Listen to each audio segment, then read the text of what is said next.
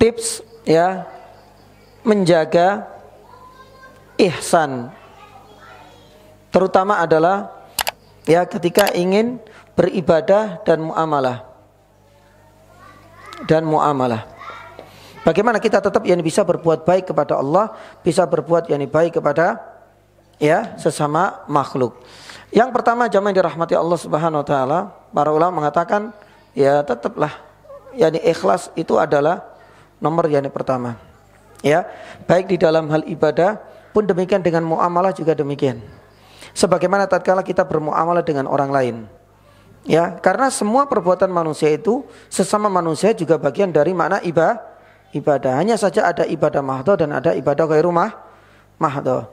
Oleh karenanya Imam Syekhul Islam Ibnu Taimiyah mengatakan apa? Ibadah itu adalah ismun jami'un likulli ma yuhibbullah wa yarda minal aqwal wal af'al adh-dhahira wal batinah. Jadi ibadah itu sebenarnya adalah sebuah kalimat yang sangat kompleks, di mana mencakup semua ucapan manusia pun demikian perbuatan, yang nampak maupun yang tidak nampak, yang semuanya itu bisa mendatangkan keridhaan dan kecintaan Allah.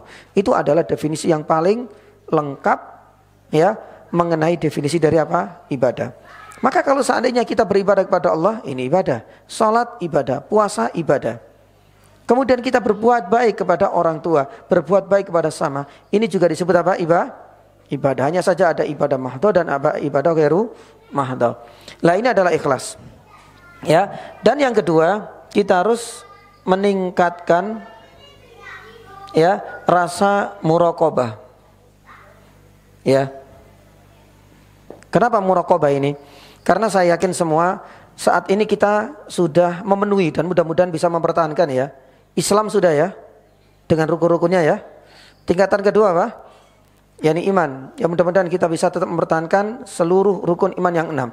Berarti tingkatan yang berikutnya agar kita benar-benar mampu bisa menjaga ihsan kita kepada Allah, kepada makhluk, itu adalah dengan meningkatkan rasa muraqabatullah subhanahu wa ta'ala. Makanya salah satu di antara bentuk kita selalu merasa diawasi oleh Allah Subhanahu wa taala itu adalah meyakini bahwa semua perbuatan kita itu tidak akan bisa lepas dari pengawasan Allah, karena Allah Subhanahu wa taala itu punya apa? Saksi di sini. Saya pernah jelaskan kalau nggak salah, saya lupa di sini tempat yang lain. Ya, artinya apa yang kita kerjakan tidak lepas dari muraqabatullah.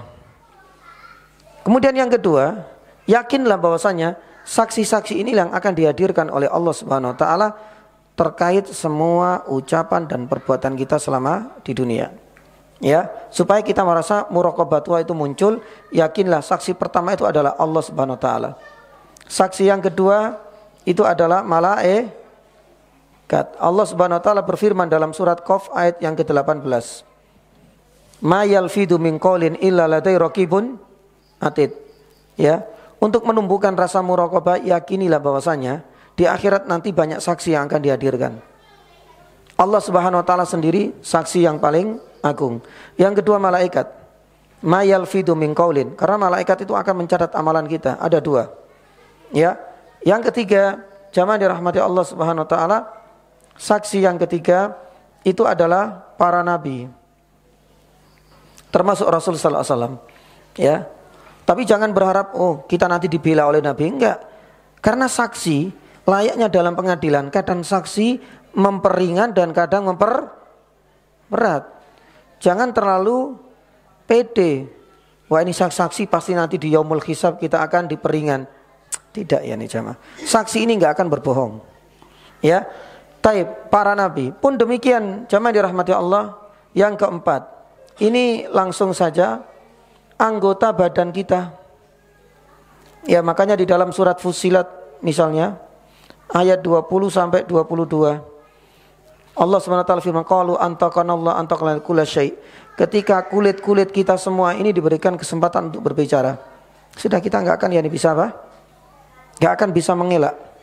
Semua anggota badan kita.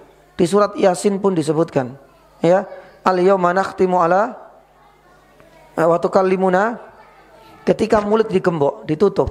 Yang berbicara nanti di akhirat itu adalah tangan kita. Kemudian wa arjuluhum, kaki kita juga diberikan kesempatan untuk berbicara. Kita nggak akan bisa mengelak.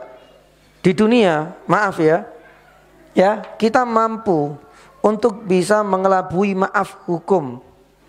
Ya, bahkan untuk merubah keputusan pun bukan hal yang sulit. Ya, tapi di sana nggak bisa. Mulut dikunci. Kita mau nyogok siapa? Nyogok malaikat, nggak bisa sudah. Ya, kita mau membayar pengacara, nggak ada pengacara sudah. Di sana nafsi-nafsi sendiri-sendiri. Malah nanti didatangkan semua saksi-saksi ini. Dan di antara saksi yang berat itu adalah anggota tubuh kita sendiri. Ya, ini sudah nggak bisa lagi ini. Karena anggota tubuh ini milik kita sendiri. Dan itu yang akan diberikan kesempatan oleh Allah SWT berbicara. Ada di dalam surat Fusilat 20-22 dan di dalam surat Yasin ini juga. Yang kelima, di antara saksi itu adalah bumi di mana kita berpijak. Surat Al-Zalzalah ayat yang ke-6, Allah SWT firman, ayat yang ke-4 sampai yang ke-6 ya. Yauma idin tuhadditsu akhbara. Sudah, kalau ini sudah kita nggak mungkin bisa lagi lah. Ya, karena kita memang hidupnya di mana? Di bumi sudah. Di saat kita hidup di sini ya itu. Yauma idin kelak tuhadditsu, berbicara, diberikan kesempatan oleh Allah, akhbaraha. Bumi itu akan membicarakan, menjadi saksi, akan juga didatangkan. Maka kita nggak akan bisa untuk bisa mengelak dari pengawasan Allah, karena Allah sebagai saksi pun banyak saksi yang sudah disiapkan oleh Allah Subhanahu wa taala. Dan ini ya sudah, anti korupsi, anti sogok, sudah nggak akan mungkin lagi kita itu bisa mengelak. Lah, jamaah dirahmati Allah, ini adalah salah satunya.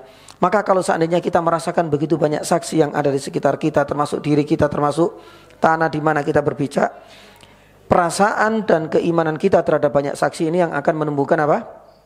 Muraqabah. Dan ketika muraqabah itu kuat, insya Allah yang ada dalam aktivitas kita itu adalah kebaikan tok, ihsan tok, nggak ada maksiat. Ini memang teorinya seperti itu.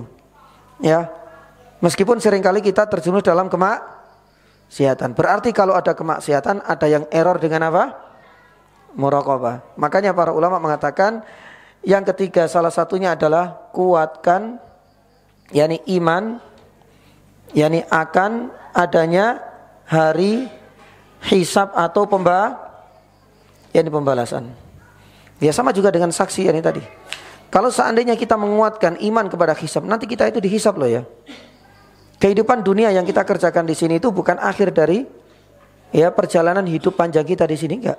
Nanti ada hal yang harus dihisab. Ini semua amanah, ini akan dimintai LPJ dan pertanggungjawaban.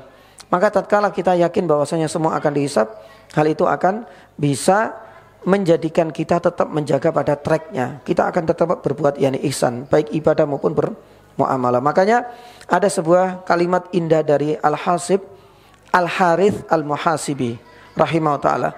Beliau mengatakan apa ya nih jamaah? Ma min ahadin ya'si rabbahu illa wa huwa nasin lil hisabat wa ahwalil akhirah. Artinya apa? Tidaklah ada satu orang ketika terjerumus ke dalam kemaksiatan kepada Rabb-nya, apapun bentuknya, apapun jenis kemaksiatan yang dilakukan oleh seorang hamba, pasti saat itu berarti dia sudah lalai atau terlalaikan kalau nanti ada yaumal hisab. Karena kalau seandainya dia itu tetap yakin dengan yaumul hisab, pasti akan menghalangi dirinya untuk berbuat maksiat. Tapi ketika dia selalu yakin, ingat terus tadzakur yaumul hisab, hal ini akan menjaga tracknya berbuat ihsan dan menghalangi dirinya untuk berbuat maksiat. Ya, oleh karenanya terakhir Ibrahim At-Taimi rahimahullahu taala jamaah dirahmati Allah, itu adalah orang yang unik dan itu mendapatkan rekomendasi baik dari seluruh teman-teman dan relasinya, sejawatnya juga. Ya, ketika banyak di antara teman-temannya itu menganggap Ibrahim At-Taimi ini memang lain dari yang lain. Kenapa demikian? Karena hampir seluruh aktivitasnya yang nampak itu semuanya adalah ihsan dan kebaikan. Kalau seandainya kita dengarkan ada pengumuman saudara kita meninggal, pasti dia adalah orang yang pertama sudah berada di rumah duka. Kalau seandainya terdengar ada saudara kita yang sakit, pasti dia menjadi orang yang pertama sudah berziarah atau menjenguk yakni saudaranya yang sakit. Kalau seandainya ya terdengar suara adzan, pasti dia sudah berada di yakni masjid. Kalau seandainya tidak ada aktivitas manapun, pasti dia menghabiskan waktunya untuk tilawatil yakni Quran. Makanya banyak teman-temannya yang mengatakan orang ini unik, sampai tidak tahu caranya bagaimana berbuat maksiat. Kalau kita sebaliknya ya, berbuat maksiat nggak usah, ya nggak usah ditanya. Tapi kalau berbuat ketaatan itu yang kadang-kadang ya kembang kempis, susah. Bagaimana Ustaz meningkatkan ya ketakwaan? Itu pertanyaan-pertanyaannya tinggi-tinggi. Bagaimana agar khusyuk di sholat? Ya, tapi ini sebaliknya, sampai nggak tahu bagaimana berbuat yakni maksiat. La yuksinu kaifa ya'si rabbah. Dia nggak tahu caranya bagaimana berbuat maksiat kepada Allah Subhanahu wa taala. Para ulama mengatakan karena faktor ini, muraqabah dan yakni ini semua. Keikhlasan yakni dia, rasa muraqabah yang begitu kuat dan tinggi, dan selalu ingat dengan hari yakni hisab, karena ini semua adalah amal yang memang akan dimintai pertanggungjawabannya. Wallahu taala alam bisawab.